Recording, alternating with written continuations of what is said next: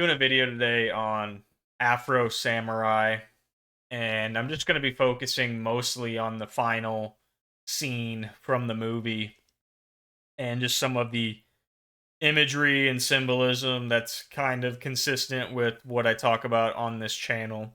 I have some clips from the movie here and from the game. I hope I can keep the movie ones in. I might have to edit those out if they're an issue. I think it's good to have both of them because there's some dialogue that's present in the movie that's not present in the game and vice versa, right? Just to be brief about it, if you've never seen this movie, which it's actually been years since I've watched this movie, the basic premise from what I remember, there's these headbands that kind of represent your place in the hierarchy of like power in the world, right? Afro Samurai has the number 2 headband. His dad actually had it. His dad had the number 2 headband. He gets killed by the guy with the number 1 headband from what I remember. And Afro Samurai goes on this revenge quest, and he wants to get the number 1 headband and be like the strongest in the world, right? Anyways, this is his encounter with the number 1 headband guy, whose name is Justice, which I think is somewhat fitting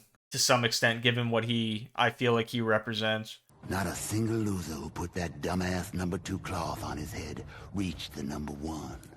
They just kept dying over each other, with no one taking the world by the reins. A tornado of chaos and killing spun out of control.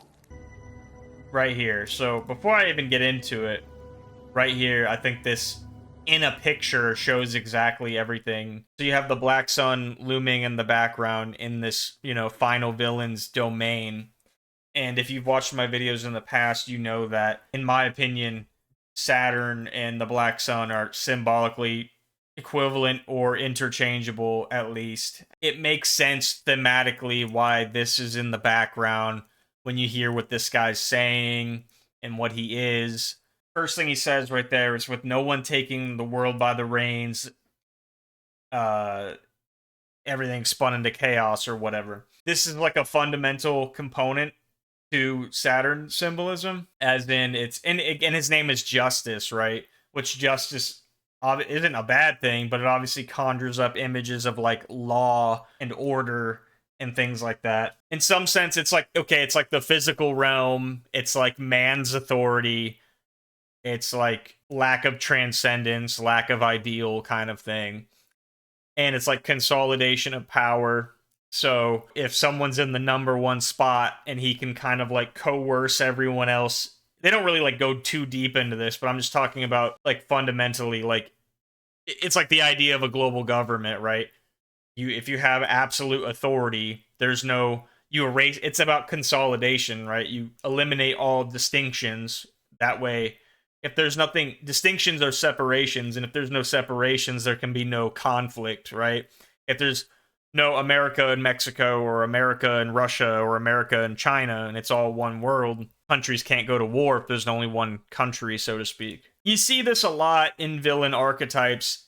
They want to unify the world. I mean, speaking of unity, you have the cube, or speaking of Saturn and like consolidation, you have the black cube in the UN. You have the EU building, which was modeled after the Tower of Babel, which obviously, biblically speaking, was like the absolute like unification of man. And this is unity in a more perverse sense. This isn't like man coming together with like love in his heart.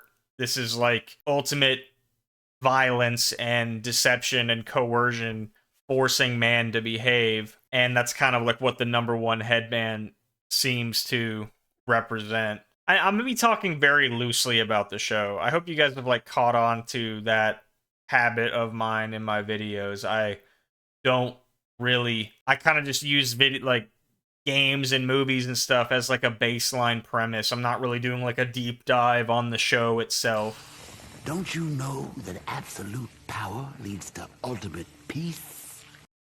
So, 2 things here. If you notice, like, Afro Samurai is bleeding, and he's like taking in the blood. And in the game, I think it's even more heavily implied that like all the people Afro Samurai killed in his journey to get to the number 1 guy, to get to Justice, they've all been like feeding him, so to speak. And I think that's thematically appropriate.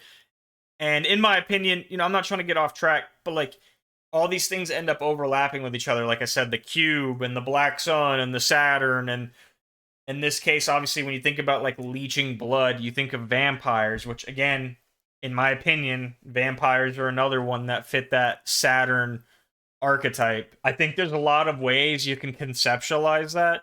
This is like something that people don't really understand when I try to communicate with them, like archetypes, so to speak, and symbols. It's like there's multiple levels of analysis that all kind of stack up and make sense simultaneously. An example of that might be something like how Saturn can represent like literally the physical realm. Like, okay, I'm in the third dimension, my soul is in my physical body. But then you get more like psychological and philosophical about it, and it's like, okay, or like even like biblically speaking, like what does it mean to be like in the world, or like a worldly person, or walk according to the course of the world, right? It's like all these things that make sense simultaneously. I don't know, I hope some of that makes sense. And that's the reason I brought that up is because vampirism, you know, that obviously conjures up like some really dramatic imagery. It could go as far as like literal things, like people say archons, right? Like when you feel fear and anxiety and hate and anger, like there are literally things that are growing from that, or gaining energy from that, or living because of that, or off of that. And he said, don't you know, what does he say here? Absolute power leads to ultimate peace. Right, so absolute power leads to ultimate peace. There's a lot of weird quotes. Like, I know this is an anime, so I'm hoping if someone's watching this, I just know how to reference other stories that I care about. And I hate to do that sometimes because I feel like I isolate people when they haven't seen a show. They don't know what the hell I'm talking about. That's obviously like a common villain attribute. They want to get so strong that they can basically beat everyone else or scare everyone else into submission. And as I've said before a million times in other videos, that's why that's antagonistic to like a godly ideal, is because what you're subtly saying when you do shit like that, or believe shit like that, or act like that, you're saying that man is like irredeemable because I have to force him. He'll never change, so I have to like force peace. He'll never get it, so I have to force it. If you have the strength to tell everyone this is how it's going to be, and they have no ability to resist, then, I mean, what leg do they have to stand on? Although that doesn't make it true or right. That's kind of the argument. It's like the government tomorrow could be like, hey, freedom of speech, you don't have it. It doesn't exist. And they could like kill you, right? And they'd have the power to enforce that. But that doesn't make it true, and that doesn't make it right. It just makes it.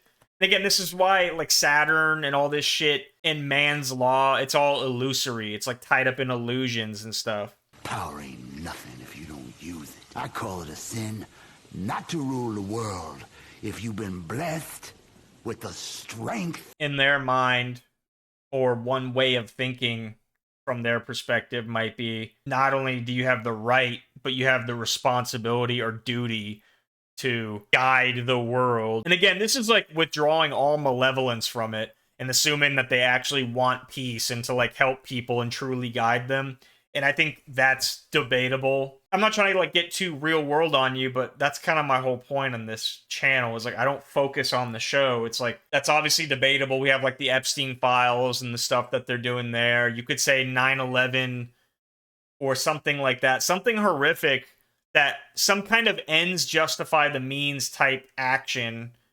And you could look at that and like look at the suffering that's caused in that moment, and like the apparent disdain that they have for people, and then they turn around and say to you that they're doing it all for your own good. We're here to protect you, right? It's kind of like, do you actually mean that, or are you just lying? They could just be lying. They probably are just lying. Anyways, he's making the case that, yeah, if you're in that position, you have the responsibility to do what must be done or whatever. Found it interesting too. I mean, I don't know. I don't think it matters necessarily, but he's got guns. I don't know if anyone else uses guns in the whole show. The world is lost. All its chaos and pain is time for someone to take control. It's time for a man to use absolute power for the cause of ultimate peace. It's time for a man to rid the world of conflict and allow all men and women, young and old, to live in tranquility. It is time for man to become God, where God has failed. There you go. Yeah, there's so many shows where Fist of the North Star, right? It's an old anime, and they're all students, pupils at this martial arts place. And the guy who gets chosen to be the successor isn't the strongest one. He's like the one with the most heart. And obviously, and this is like a theme you see. It's in Naruto. It's in a lot of things. It's not the most talented guy that gets chosen by the master or by God. It's like the one who understands something that the other guy seems like he just can't get. And that's something to do with the heart, right? The point is, one of the guys that's like technically the strongest in Fist of the North Star, he says something like, he points up in the sky like he's gonna go dethrone God, so to speak, or become God. And they say things, I'm gonna be the demon that eats demons or something. Like, I'm gonna be the biggest demon. In Star Wars, I never even watched the cartoon, but the Clone Wars cartoon, there's a scene where Anakin goes to some tribal area and he looks at this like tapestry on the cave walls, this tribal imagery. It's like prophecy that's going to happen. It's basically telling the rise of Darth Vader, right? What it shows is like there's a village of people. This one guy goes out to fight the monster, and he's slowly becoming more like the monsters that he's fighting. And he ends up, and this is giving them benefit of the doubt that they are doing it to actually protect people. The little stick figure that represents Anakin, he eventually becomes like a monster and like consumes the whole village or whatever in pursuit of like power to like in the name of like protecting people. He became the exact thing that he was fighting. Before I forget, he says at the end there, it's time for man to become God, where God has failed. When you say something like God has failed, we're going to become God. Again, another villain attribute. They're at the top of the hierarchy. They don't answer to something above themselves. They are in the top position. Even though that's probably not true. Like, they're probably actually serving a god. It's just not. It's kind of like if someone enacted like a nihilistic worldview that this guy kind of has, right? Where he's gonna like reject God and reject the ideal and reject the transcendent and reject redemption and all these things, and you're gonna like put your own self there. You might think that you're doing that, but at the same time you might actually be serving, for the lack of a better word, like Satan. You might be serving. It's kind of like if suffering made you a bad person, so you're gonna like give up on the ideal of like trust and love and all this other shit. You might think you gave up on the ideal, but it's like your new ideal might just be suffering or pain or something like that. You know what I mean? You might still be being guided just by not a good force. Even think about the names we have, and I've brought this up before.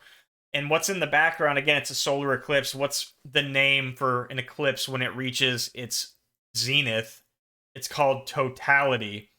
And I don't think I'm reaching here, because there's other words like draconian or Draco or dragon that we have for names like an authoritarian government, but we also have a name called a totalitarian government. Its authority is total, it's absolute, and this is obviously that on like a global psychological level. It has different ways of manifesting itself. Like, it can be in your head, and it's obviously when it's in somebody's head and then they project that into the world and act on it, you get things like global government, new world order. Again, speaking of new, to even go outside of anime, right? We have, they put out that video back in the day, the United States government did. It's called One World or None. And the whole idea was, if mankind doesn't unify in like a global government sense, the nuclear bombs are going to kill us all. So we have to like force this unification for the sake of progress or for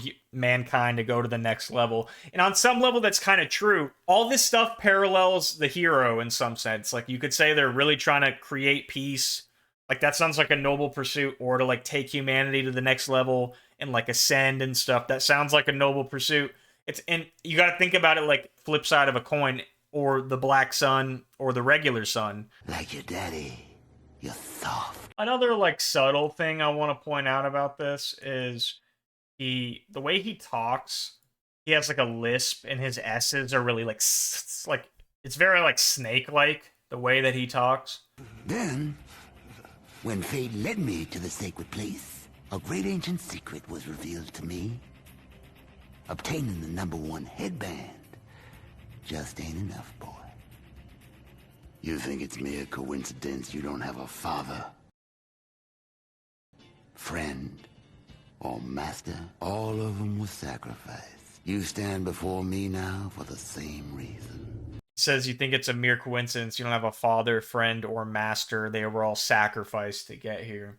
And in this sense, like, Afro Samurai, I mean, he didn't kill his dad, but he did kill his friend, and he did kill his former master. Because his former master, from what I remember, was trying to actually hide the #2 headband so that Afro Samurai wouldn't go down this path. Which, as we'll see later on, that's how you actually win this, is by not playing. That seems to be the message. That's an interesting one. It's like you lose the second you're even playing the game by their rules. You just have to like walk away. It's kind of like we're in a cycle, right? It's kind of like a revenge. Again, in another scene, he says like a revenge cycle. It's like, oh, one person hurts one person, then they want to get revenge, and then they want to get revenge, and they want to get revenge. And the only way to really break it is to like walk away or do something weird, like forgive or something. I know that sounds, I don't know, like a tough pill to swallow in some sense, but it's kind of like also I talked about with like global. If we take, I hate to even put this out there because sometimes I don't even really believe that world leaders are really competing with each other and that there really is these competing superpowers and Russia and China and America are really all actually trying to get one over on each other. I don't know if I really believe that, honestly. Like the control might already be set in. I know it appears that way, but the point I was trying to make to my friends was like the idea of like this endless escalation. Like, oh, we need to make this like AI super bot kill bot thing, otherwise China's gonna do it, and China's thinking the same thing about us. So it's like everyone has this fear to keep themselves safe or whatever, or I guess you could put it another way. You could claim that they want to like rule the world or whatever, I don't know, but let's just say everyone's doing it for their own security. And it's like because we're trapped in this loop of fear and no one's willing to like take a chance. Like, it's kind of like nuclear disarmament, right? I mean, AI, people say, like, AI is like the new nuclear arms race, and I'm sure that's, like, not necessarily an exaggeration. But it's like nuclear disarmament. It's like, okay, the world would be better without nukes. It's like, okay, you first. Oh, it'd be fine. Like, it's like, yeah, exactly. Who's willing to, like, do something like that? I don't know. And my point is, and that's kind of another way that Saturn manifests itself that people don't seem to, like, understand. You don't need to go all into these, like, I could be doing a disservice by trying to bring it down to this lived example or this down-to-earth example is the feeling that you had no other choice, that this is what you had to do. Obviously, when everyone feels that way, everything keeps escalating until something terrible happens and we find ourselves in, like, a prison or in hell or something like that. All of them were sacrificed. You know, there's that notion of celebrities sacrificing their moms or best friends or some shit like that to get to where they need to get to their position of fame. And I think there's different ways of thinking about that. On the most simple level, it could just be I decided to prioritize one thing over another. So it's like if a rapper decided to, okay, I'm going to prioritize my music career over anything and everyone else. They're being sacrificed. Everything else is being sacrificed. And it doesn't mean someone's going to literally die in that case. But also, again, it could go further. They are like literally sacrificing people. It could be true in different ways. Like the rapper Future, right? Future says, I had to sacrifice true love to live the lifestyle that I have or whatever. He says he sacrificed true love to achieve a high-profile, successful lifestyle. I think it's just like in pursuit of this thing, just as a matter of fact, some other things get left by the wayside. This guy's saying to Afro Samurai, to bring it back to the movie, he's like, in your pursuit of this #1 headband. Death is in your wake because that's what this thing brings. It's the very nature of this thing that you're feeding. It's the very nature of this pursuit that you have. Yeah, the cost was, you know, your girlfriend, your friend, your dad, and your master. Destiny designed me to possess all the headbands. Now you get it. The Black Sun. You don't gotta just have the one. Gotta have them all. You gotta have them all. And it shows the Black Sun. This imagery isn't chosen on accident, guys. That's 100% intentional. And I know I'm yapping a lot. I mean, I don't need to repeat myself too many times. Okay, if the headbands represent like a hierarchy of power in the world, if he gets them all and it shows the Black Sun, he's achieved like absolute power, like totality, right? Then and only then Complete will consolidation. ultimate power be bestowed from a mystery beyond human understanding.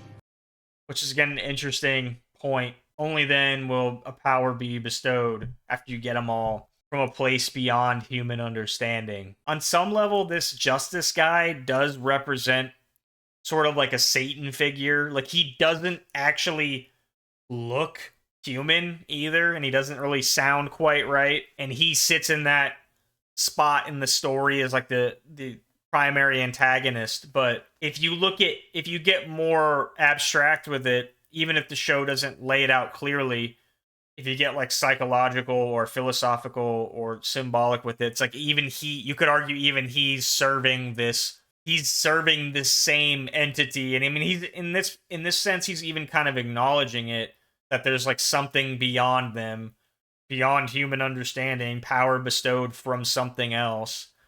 So in that sense, it's kind of like even he's not at the top of like the villainous pecking order, if you get more abstract and like ethereal with it. You know where you are, don't you? Alright, we're gonna get into the video Of course game. you do. All this time spent looking for me, you've been looking in the wrong direction. Looking out instead of in. I think that's a great line. I don't know why that's not in the movie. All this time spent looking for me, you've been looking in the wrong direction. It's because what he represents is this, I don't want to say like pursuit of power, but like that's kind of it. But like this worldly mentality, like he's kind of representing that. He goes on, obviously, to say how Afro Samurai is a lot like him, and that the real enemy is like an internal thing. And that's kind of what I've been advocating for on my channel, or for a long time. Like, I had a channel before this one, I had an Instagram before this, or before that. You know, somewhere along the way, I realized that the real nitty-gritty is the symbolic, it is the esoteric, it is the self-reflective, it is like the internal. One of the ways I feel like this is demonstrated in fiction, as I pointed out in other videos, and you'll see in this video, is how the villain will take joy in like the corruption of the hero, even if it means like the villain's gonna lose. So like you'll see he knows he's gonna lose to Afro Samurai, but he's like, oh, take the #1 headband. Like, it's almost like to him, winning is the continuation of this shit, even if it's not him that's doing it. It's like he realizes that the true battlefield is like an internal one. He represents all this terrible shit that's inside of Afro Samurai to some extent. So if you can overcome that, that's kind of like the same as winning. And obviously, you know, I'm not saying it has no bearing to like have culpability to like individuals in real life. Like if we talk about justice in the real world, it's like obviously individuals with names are to blame for certain things. Like people need to be punished on an individual basis. And you can make some kind of generalizations about groups sometimes. And like there's some levels of truth to that. But there's just some things that are more true than others. And I think this is more true. I think things are changing, but I think the people are on this trajectory, right? And the next thing down the line, like right now, everyone's kind of on the Jewish shit. And for me, that was like one of the steps along the way, you know, years ago. I'm talking about like, and I know that sounds probably weird to you guys, but I'm talking about like in a conspiratorial sense or whatever. people are there, and that's still kind of like pointing the finger at someone else, even if it is true in a lot of ways. And now this like occult side is slowly coming out. People are talking about Saturn more and more and more. And that inevitably leads to a more like spiritually based perspective as your understanding of it grows, and that takes you closer to like God and all this stuff. That's all. It's just more of an internal perspective. It's a complete shift in perspective. I've said this a million times. It's kind of like it places great importance on the things that you do and you feel and you think and you believe and you act out. It's like when you realize like what these, how all encompassing these symbols and archetypes are, and you're participating in this like grand narrative.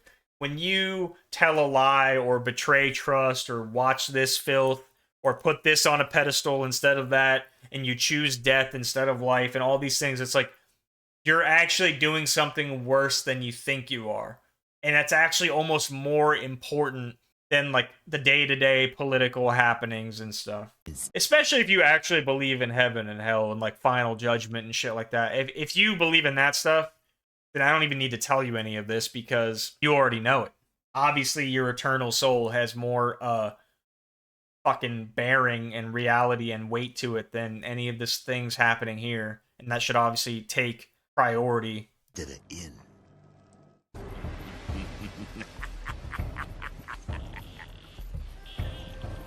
My desire is to become a god. In the pursuit of revenge, you made me yours. Searching for me, obsessing over me, killing for me. You really think you're the good guy? I killed but a single man in an honorable duel and for a noble purpose. Each life you took was a tribute to me. Your actions gave me substance. Let me live. Again, my desire was to become a god, so you have that component. In the pursuit of revenge, you made me yours. So, again, I've said this before. This isn't all God is, but how it functions psychologically. This is how God functions psychologically. Is as like it's the thing that's at the top of your hierarchy. So to a heroin addict, or your value hierarchy. So to a heroin addict, heroin is their god. It's the thing that's like factored in to all their decisions. It functions a lot like a goal functions, right? I want to lose weight, so therefore you just created sin by declaring that as like a thing at the top of your hierarchy, or like a priority. You created sin and things to be sacrificed and things and commandments to follow and all this shit.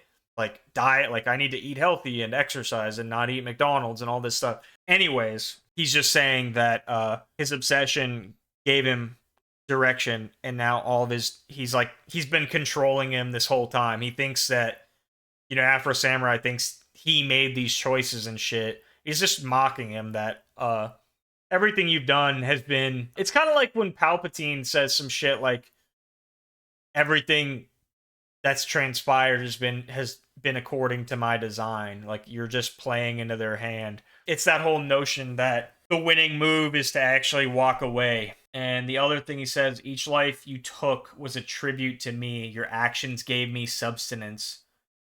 Let me live. But you see all that blood like going towards his throne and stuff.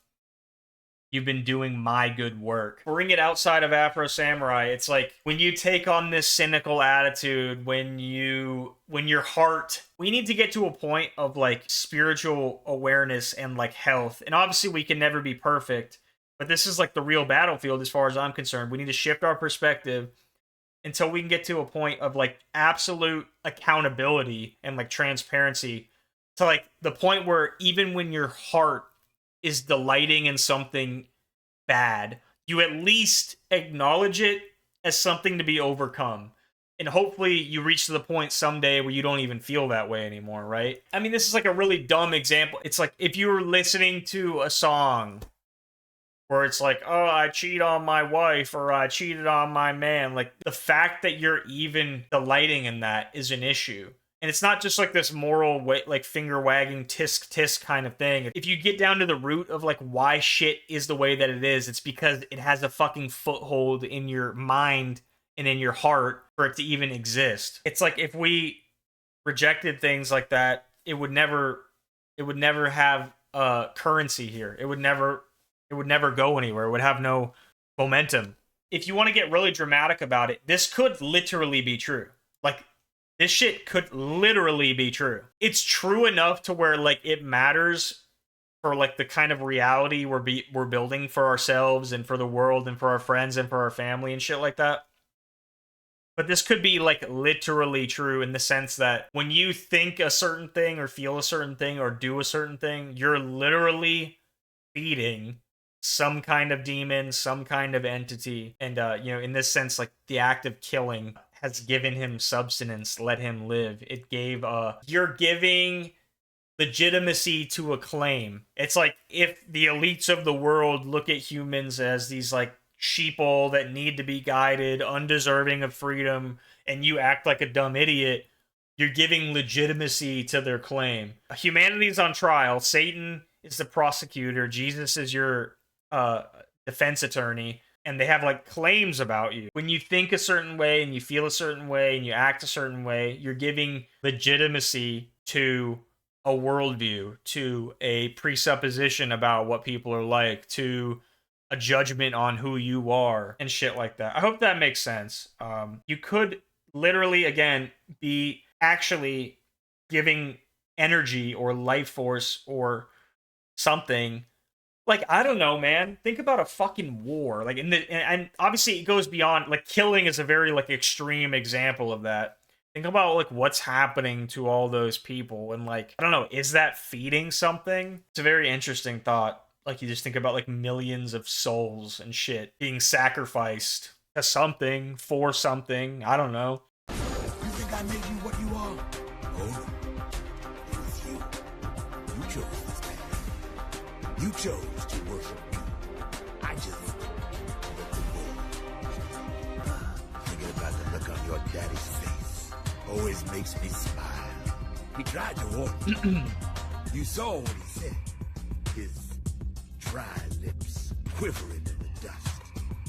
You just chose to ignore it. You listened to me instead.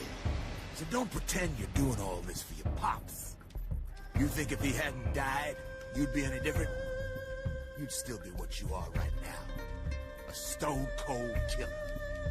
You're just a killer with an excuse. You're the son of two fathers. Your blood father, me. Too bad you got your looks from him. He gave you life. I gave you direction. Really heavy accusations that the villain's making here. And he's right in a lot of ways. And Afro Samurai, I mean, at the end, he does something that obviously proves all of this wrong. By guiding your actions according to something, it is a form of worship. That is one way you can think about it. So, yeah, in his pursuit of this number one headband and what that means and what it takes to get there, you're in his cube, you know what I mean? You're in his world. You're playing by his rules. He tried to warn you, so I don't remember that, but his dad gets his head cut off by him. I'm assuming his dad, much like his master, tried to tell him, like, hey, don't fucking go down this path, just forget it. Again, it's just the kind of things that the villain believes, like, you're hypocritical, you can't change, you're irredeemable, you're gonna be like this, like, absolute statements, you were gonna be like this no matter what, and you're not gonna be any different. And also, you were actually just, like, worshiping me the whole time. Come on. Your name may be on the box, but inside, you're a novelty. A whim. 10 years, in 5. Who will remember Afro Samurai? But your story. Our story. That's a different matter. Vengeance is a story without end. The game's a thing. So, let it begin all over again. You're down. Your sword master. Both tried to hide the headbands, hoping humanity would forget. Hoping for desire to win. And what then for humanity? Without desire, humanity is left helpless, weak. Wait open-mouthed to be fed like baby birds. That's what we offer. Purpose. And this is an interesting point. He's like likening the pursuit of these headbands to like want itself. I think wanting is a part of existence. I don't even to not want is a want. And obviously you go to like Buddhism and stuff. And I think a lot of Buddhism's probably the most clear on it. To like detach yourself from desire is like one of the milestones of like spiritual enlightenment.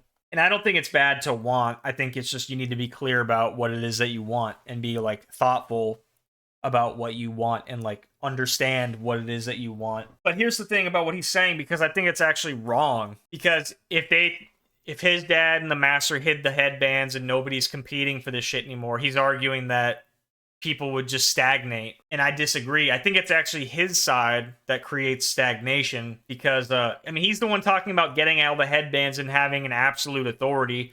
Well, if you're absolute and your reign is absolute and your reach and your influence is absolute and your power is absolute, that doesn't allow for the existence of anything else. And that's why people argue that, like, I mean, there's been short stories like Harrison Bergeron, go read that, by Kurt Vonnegut. I don't know if that's how you pronounce his last name, but they talk about that very well. But it's kind of like the idea of like a communist or egalitarian society. They flatten everything out and they don't allow people to be innovative and they don't allow people's talents to shine. But the trade-off is there's less chaos and turmoil because they've cut off like the unpredictability of people and freedom and shit like that. So there's more like stability, but there's less innovation or creativity or growth as like a trade-off. My point is like his absolute power creates more of that environment than what his dad was doing, in my opinion.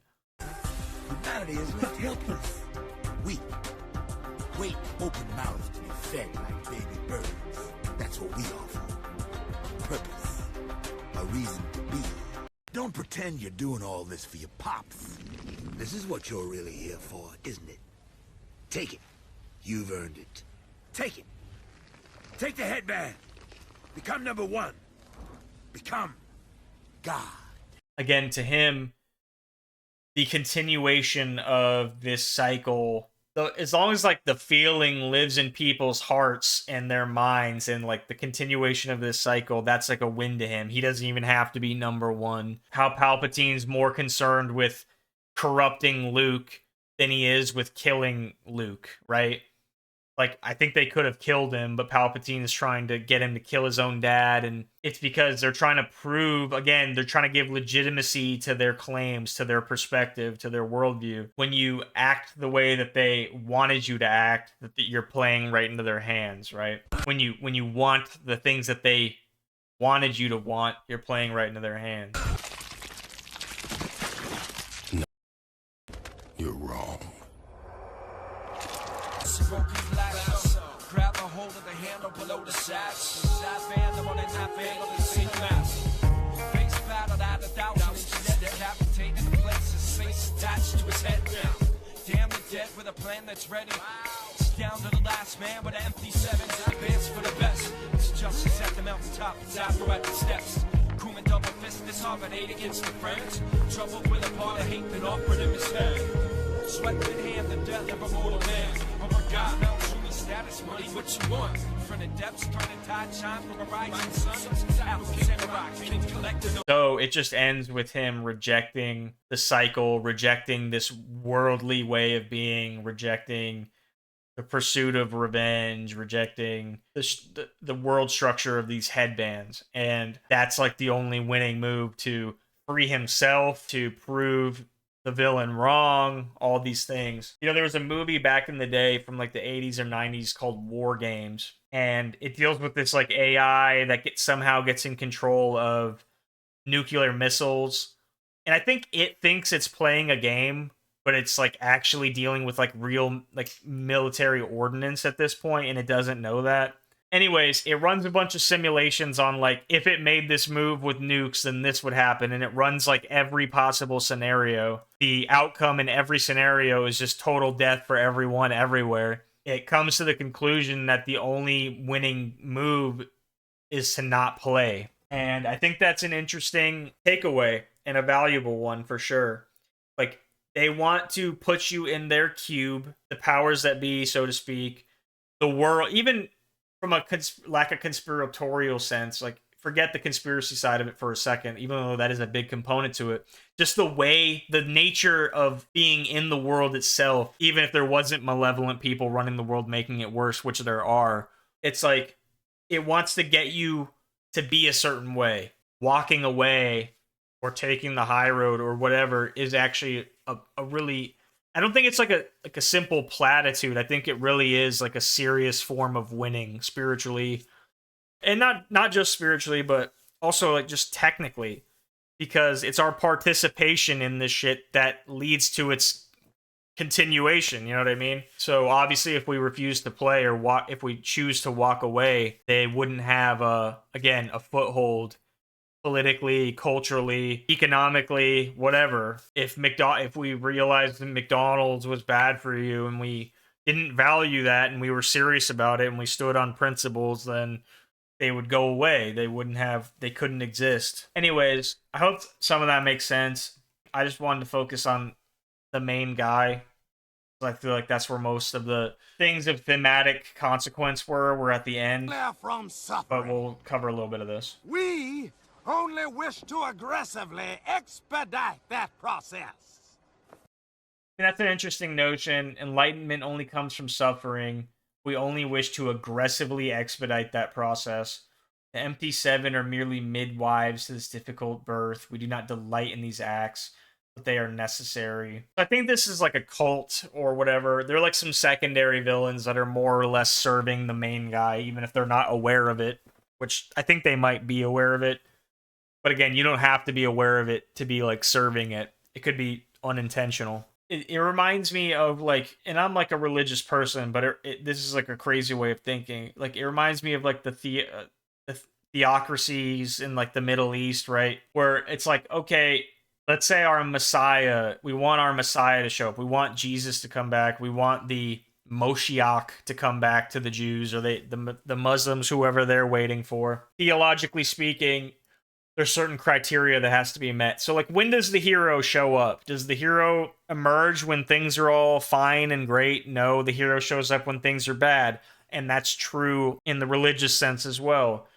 So in their mind, if they want to get their Messiah to show up, there's certain conditions like, oh, all the world has to hate us. And then the Messiah. So it's just like when you try to have this like self-fulfilling prophecy or like intentionally create strife and chaos so that you can introduce, so that the hero or the Messiah or the Antichrist or whatever can show up. That's obviously like insane. You shouldn't be thinking like that. And that's just kind of what it reminds me of.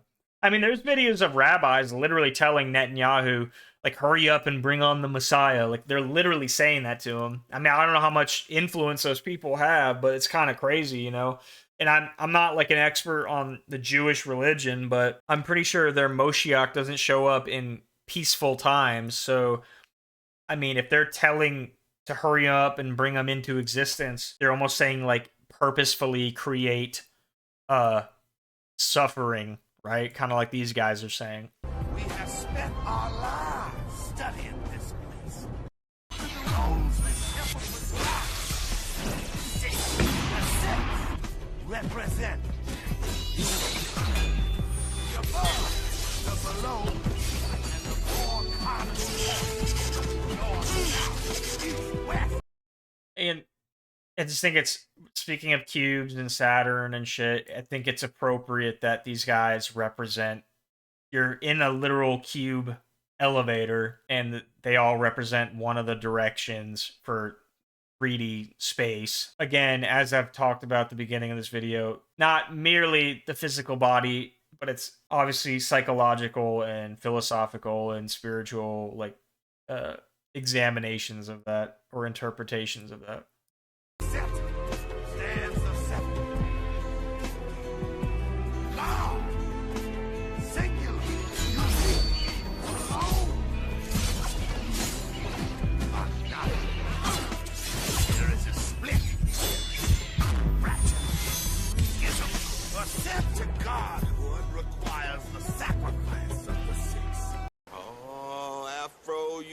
it now. We're almost done. Don't This is the tell last me of the you're clips. surprised. Shit. Even they saw it coming. What? Did you think I was your friend? You ain't got none. They all dead thanks to you. There's always a price to pay. Just like Gino said. You thought you could cast away your emotions, become a demon of revenge.